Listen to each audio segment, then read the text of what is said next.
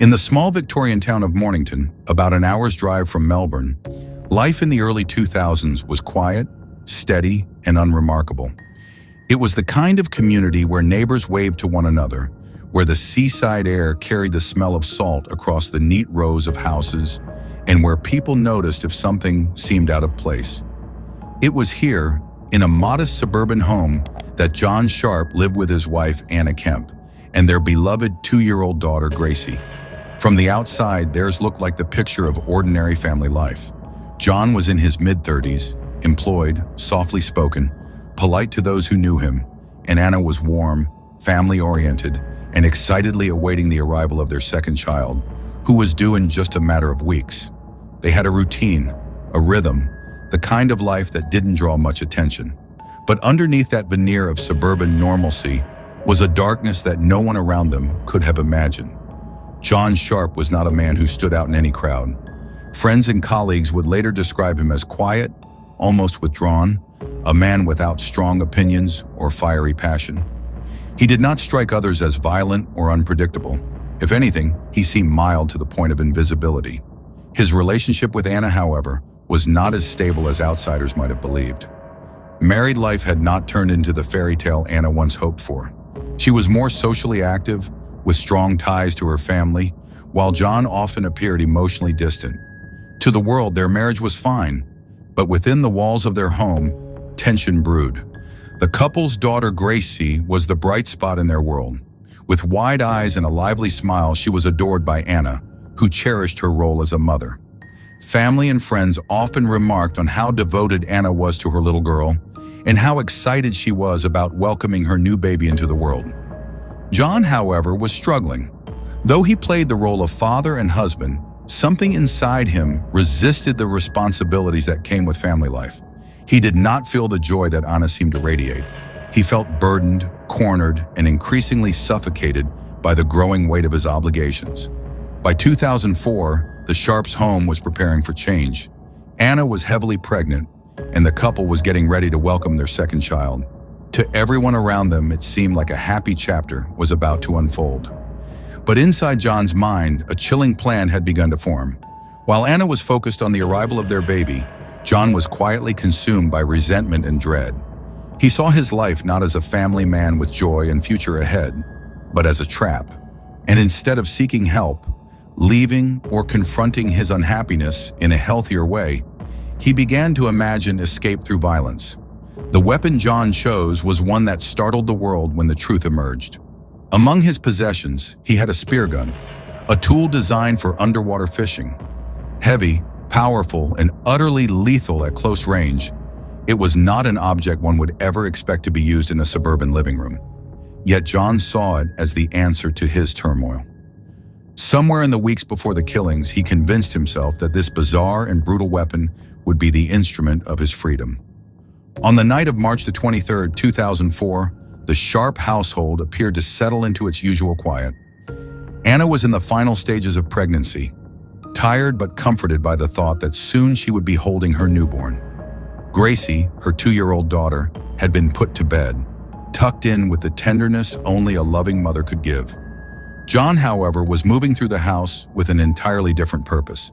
As Anna rested, unaware of the danger looming only feet away, John retrieved the speargun. In the silence of their home, a horrifying act took place. John pointed the weapon at his wife, and with a pull of the trigger, sent a steel-tipped spear into her head.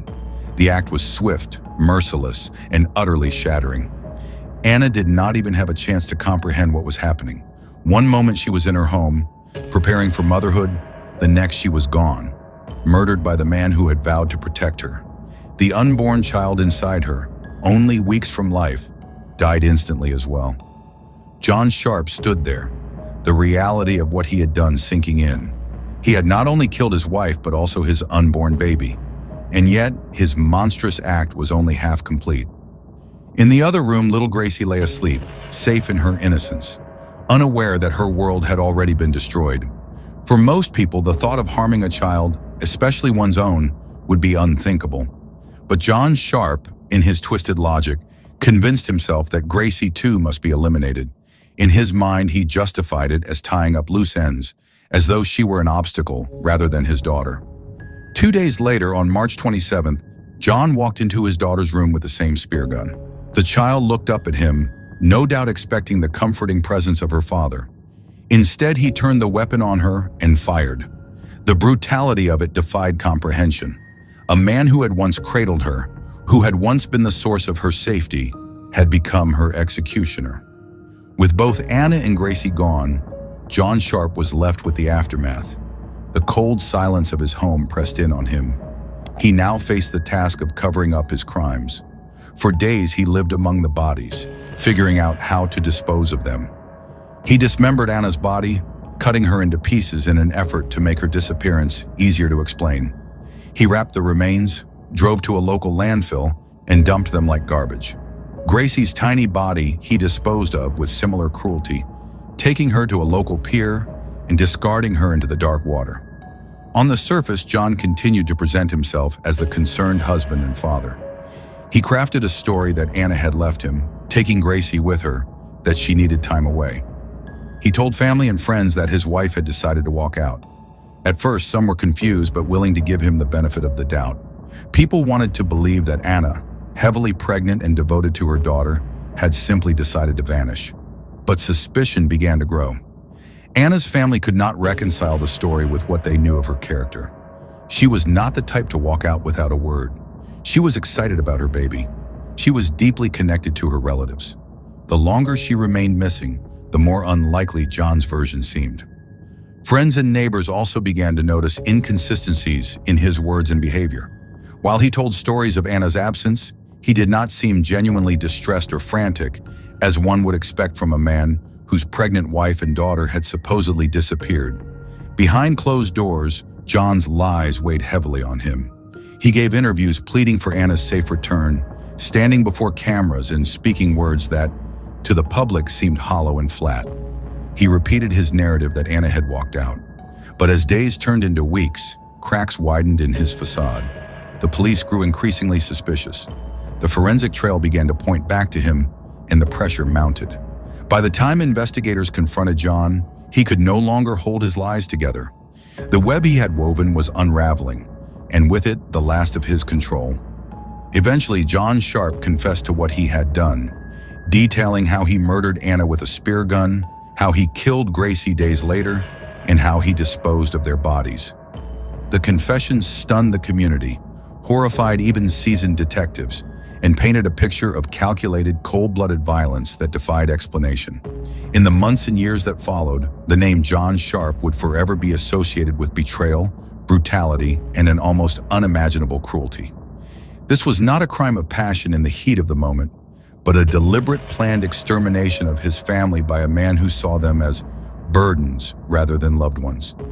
And yet, this was only the beginning of the full story.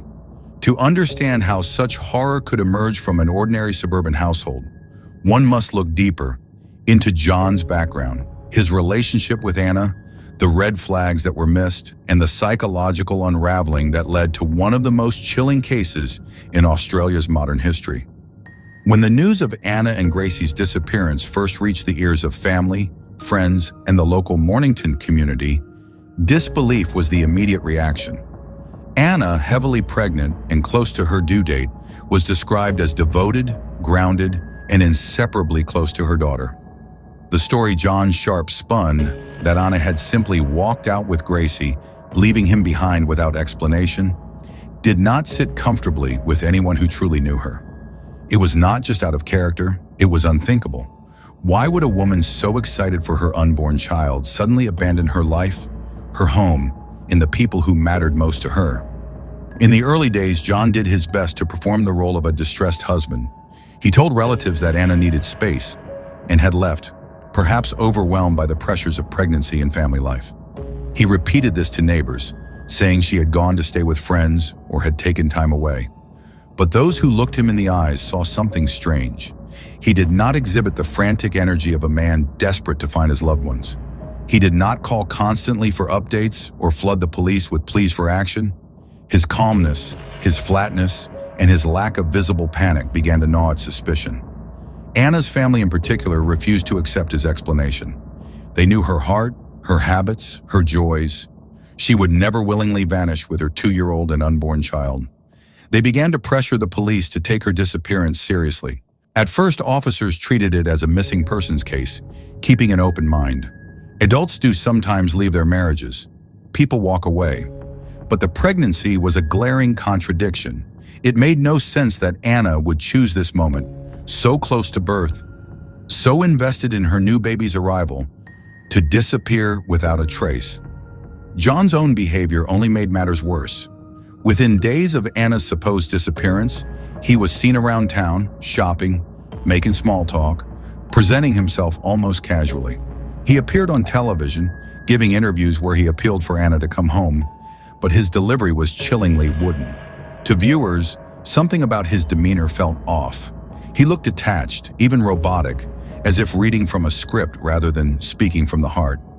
His words did not match his expression, and the public began to whisper, "Was this man lying?" Detectives soon began peeling back the layers of John Sharp's story. They searched the home. They looked into his movements after Anna and Gracie vanished. They interviewed friends and neighbors. What they found deepened their doubts. There were inconsistencies in his timeline. Items were missing or strangely out of place. And above all, there was the pressing question of motive. Why would Anna leave her marriage so suddenly? Nothing in her life, no letters, no phone calls, no behavior in the weeks leading up to her disappearance suggested discontent. On the contrary, she had been excitedly preparing for her new child. As pressure mounted, John clung to his lie. He told police that Anna had walked out after an argument. He insisted she had taken Gracie and would return when she was ready. But detectives began to apply quiet, methodical pressure. They asked him to repeat his story over and over. They checked his financial records, his phone activity, his routines. The cracks began to widen. The tipping point came when forensic teams discovered evidence around the home and in John's possession that contradicted his claims. Tiny traces, blood residue, odd cleaning patterns, discrepancies in his accounts began to build a silent but damning case. Police surveillance also revealed troubling behavior. In one instance, John was seen returning to the local pier where, unknown to investigators at the time, he had disposed of Gracie's body. To officers, it looked like the anxious retracing of a man revisiting the scene of his crime. Meanwhile, the media seized upon the story. A heavily pregnant woman and her toddler missing, a husband delivering stilted pleas for their return, a family insisting she would never walk away. It became a national headline in Australia.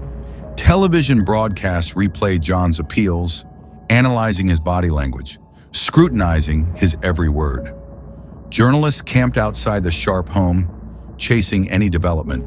For the community, the story was horrifying, gripping, and impossible to ignore. By late March 2004, just days after Anna and Gracie were last seen alive, the investigation reached its boiling point. Detectives confronted John directly, pressing him harder than before. The mask began to slip. He struggled to maintain consistency. His explanations became muddled. And finally, under the weight of evidence and the relentless questioning, John Sharp broke. He confessed. What poured out in his confession stunned even hardened officers. He told them about the Speargun, the bizarre and brutal choice of weapon. He explained how he had fired it into Anna as she lay resting, killing not just his wife but also his unborn son, who was due within weeks. He admitted he had then lived with her body in the house for days, trying to figure out what to do. He described how, tormented by the thought of raising Gracie alone, he turned the Speargun on his 2-year-old daughter days later. The detail was chilling. How she had looked at him, how he had fired, how her small life ended at the hands of her father. Then came his account of the disposal. He dismembered Anna's body, cutting her into parts, wrapping them, and taking them to the landfill as though they were trash. He admitted to taking Gracie's body to the Mornington Pier, under the cover of night, and casting her into the water. Each revelation stripped away the final shreds of the concerned husband image he had tried to project. He was no longer a man worried about his missing family. He was a confessed murderer, cold and methodical, whose lies had finally collapsed. The shock waves from his confession rippled across Australia. For the public, the horror was doubled. First, the brutality of the killings themselves, and second, the realization that John Sharp had stood before cameras, looked into the lens, and pretended to plead for the safe return of the very people he had slaughtered. His performances, replayed endlessly on television, now appeared grotesque in hindsight. The flatness, the lack of visible grief, it all made sense now. He had been lying not just to reporters, but to an entire nation. As detectives pieced together the sequence of events, the psychological profile of John Sharp began to take shape. Here was not a man in the grip of sudden rage, not someone who killed in a moment of heated passion. This was calculated, planned, and executed with chilling precision. The purchase of the Speargun, the timing of the attacks, the disposal, all pointed to a man who had made up his mind to eradicate his family and cover his tracks. The court case that followed would be swift, because John Sharp had already admitted guilt. But even in his confession, questions lingered. Why? What could possibly drive a husband and father to commit such atrocities? His explanations were vague and unsatisfying. He claimed he felt trapped, that he was not ready for a second child, that he feared the future of raising Gracie alone if Anna left him. But these reasons felt hollow, pale when weighed against the enormity of what he had done. Many observers concluded that there was no explanation that could truly make sense of such evil. As Anna's family mourned, their grief was compounded by the betrayal. They had trusted John. They had welcomed him. They had believed he would care for Anna and the children. Instead, he had annihilated them. At vigils held for Anna and Gracie, candles flickered in the night, faces streaked with tears, and the community grappled with the senselessness of it all. For investigators, the case was closed in terms of guilt. They had his confession, they had corroborating evidence, and the courts would now deliver justice. But for the wider community, the haunting question remained: how could anyone do this? How could an ordinary suburban father, living in a quiet coastal town, transform into a killer with a speargun in his hands? The trial would provide answers of a kind, but none that could ease the pain of what had been lost. As the proceedings drew near, the world braced to hear the final chapter in the story of John Sharp, the man who murdered his wife and daughter and then lied to everyone, believing he could walk away from it all. When John Sharp's confession became public, the outrage was immediate and overwhelming. The nation that had watched his emotionless television pleas now felt collectively betrayed. The footage of him standing before cameras, speaking of Anna and Gracie as though they were alive and waiting somewhere to be found, became unbearable to watch. People replayed the clips with fresh horror, seeing them now as nothing more than grotesque performances delivered by a man who had already discarded his wife's dismembered body and thrown his daughter into the sea. For many Australians, it was one of the most disturbing examples of duplicity they had ever witnessed in a crime case. By the time Sharp's case came to court, there was little doubt about the outcome. He had admitted everything in graphic detail, and investigators had backed up his confession with physical evidence. The trial was less about proving guilt than about understanding motive and delivering a sentence that matched the sheer scale of his brutality. The courtroom, however, still held a heavy atmosphere. The surviving relatives of Anna and the Kemp family sat in grief, listening to the man they once welcomed into their lives describe how he had annihilated their daughter, their granddaughter, their unborn grandchild, and their niece. Each word was a knife twisting in a wound that could never fully heal. Prosecutors painted Sharp as a cold and calculating killer. They emphasized the deliberate nature of his acts. The purchase of the speargun, the decision to attack Anna while she was defenseless, the premeditated disposal of her remains, and then, days later, the equally deliberate killing of Gracie. They spoke of how he had lived with Anna's body in the house before disposing of it, and how he had carried his sleeping daughter to her death. This was not an impulsive crime of passion, they argued, but a series of calculated murders carried out with chilling detachment. The defense had little to offer. Sharp's own words condemned him. At best, his lawyers tried to present him as a man overwhelmed by his circumstances, psychologically weak, unable to cope with the pressures of marriage and fatherhood. They argued he was not inherently evil, but deeply flawed, driven by fear and desperation. But such arguments rang hollow in the face of the facts. Whatever his personal struggles, he had chosen murder as his solution, and he had executed it with a cruelty that could not be excused. The judge, in delivering his remarks, made no attempt to soften the truth. He called John Sharp's actions a gross breach of trust, a betrayal of the deepest kind. He highlighted the vulnerability of Anna, a pregnant woman who had every reason to feel safe in her own home, and of Gracie, an innocent child who should have been protected by her father above all else. To kill them, the judge said, was to commit the most fundamental violation of human duty. Sharp was sentenced to life imprisonment with a minimum non-parole period of 33 years. It was one of the harshest sentences handed down in Victoria at the time, reflecting not only the severity of the crimes, but also the public's demand for justice. For Anna's family, no sentence could restore what was lost. But there was at least the grim satisfaction of knowing that Sharp would never walk free during the prime of his life. In the aftermath, the community of Mornington struggled to process what had happened in their midst. Neighbors who had once waved to John on the street were haunted by the knowledge that behind his quiet facade lay such monstrous capability. The pier where Gracie's body had been discarded became, for many locals, a sight of sorrow. The landfill where Anna's remains were found carried a permanent stain of tragedy. The media dissected the case for months. Documentaries, newspaper features, and televised specials all attempted to answer the same question. Why?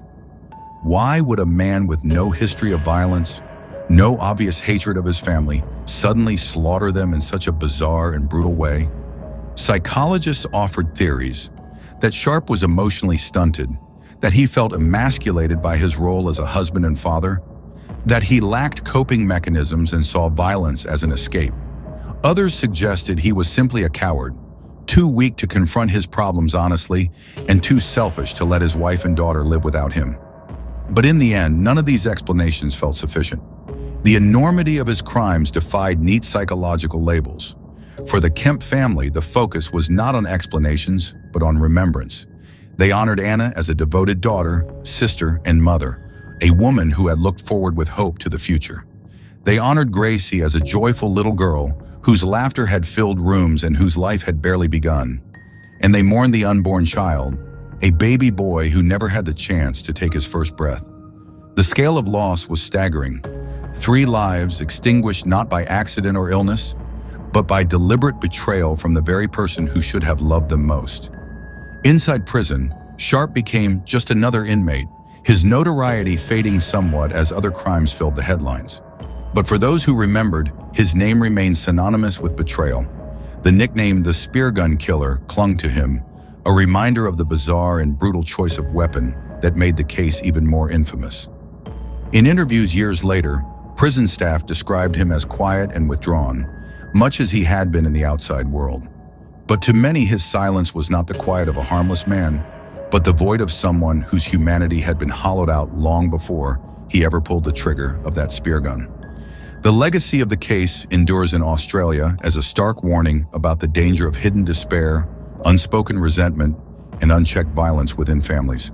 It underscored the need for better awareness of domestic conflict, better avenues for intervention before tragedies escalate.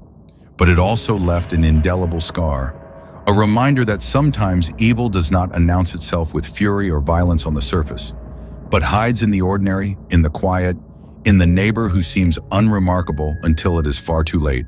John Sharp will likely die in prison, his name remembered less as a man and more as a cautionary tale. But Anna and Gracie, and the unborn baby boy who never saw the light of day, are remembered as victims of one of Australia's most haunting family murders. In the candles lit at vigils, in the photographs held close by grieving relatives, and in the quiet grief of a community that still cannot fully comprehend what happened, their memory endures. The story of John Sharp is not just the story of a killer.